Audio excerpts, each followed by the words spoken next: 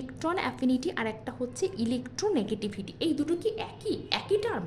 এটা কি একই? কারণ এর ক্ষেত্রেও ইলেকট্রনকে অ্যাবজর্ব, এর ক্ষেত্রে ইলেকট্রনকে, এর ক্ষেত্রেও কিন্তু ইলেকট্রনকে অ্যাট্রাক্ট করে, এর ক্ষেত্রেও অ্যাট্রাক্ট করে। আমি কি বিষয়টা সঠিক বললাম?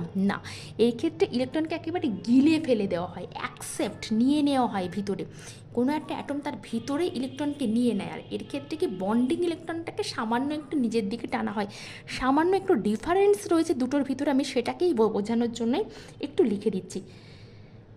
ACC PT, accept electron, just accept করছে ইলেকট্রনটাকে। যেমন ক্লোরিন হ্যাজ মোর টেন্ডেন্সি, ডিএনসি, ওই ব্যানানগুলো একটু দেখে নেবেন, টেন্ডেন্সি টু অ্যাকসেপ্ট ইলেকট্রন। কিন্তু যখন আমি ইলেকট্রোনেগেটিভিটির ক্ষেত্রে বলবো, এটা হচ্ছে অ্যাট্রাক্ট,